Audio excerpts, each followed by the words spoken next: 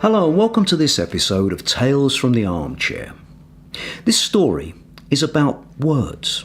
It's about human nature and the power of the universe. I've entitled it Suddenly. Suddenly. Say the word out loud.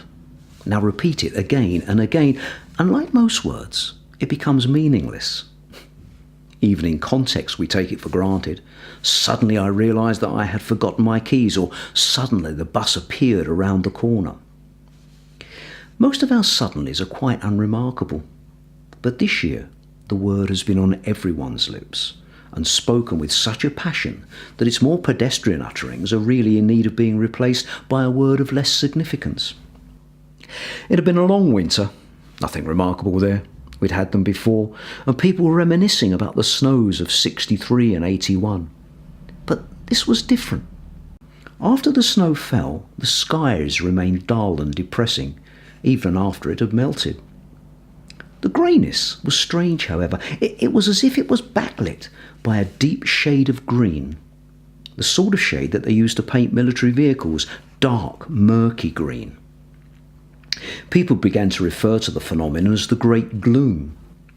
It would not clear. Month upon month, February, March, April, and still no sign of the sunshine. It was having an adverse effect on everyone's spirits.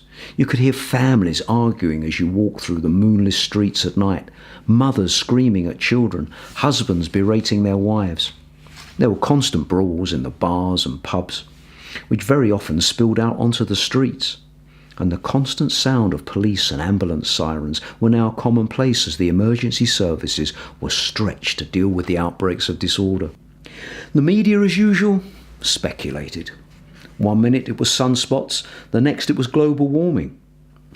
People in the UK considered going overseas to escape the gloom, but then realised that from reports on TV and social media that this problem was now worldwide. The summer came and went in name only. We never saw the sun. Neither did we see or hear any birds, and we began to realise that the sounds around us had changed. Traffic noise was almost non-existent. Vehicles were moving, but all we could hear was a low rumble from the tyres. It was as if the earth had been wrapped in a big soundproofing blanket. The newspapers began to report that the suicide rate was going through the roof, and the GPs were handing out antidepressants like sweets. It had become a common sight to see people openly crying in the street. We were now in December again. Not even Christmas could lift people's spirits. By the following February, the congregation of every place of worship, irrespective of denomination, was full. The superstitious were saying we were cursed, some even blaming witchcraft. And by May, the world's leaders held a summit, each one accusing the other of testing new and dreadful secret weapons which had led to the onset of the gloom. It was now the 3rd of June, a date that we're considering celebrating as a national holiday, a date when, suddenly, at 11:15 precisely, the gloom disappeared. Suddenly, as if someone had flicked a switch, the clouds simply vanished and the sun shone. Suddenly, our bodies and our souls were invigorated by warmth and light that are as essential to us as food and the very air that we breathe. Suddenly, we once again had hope and we rejoiced.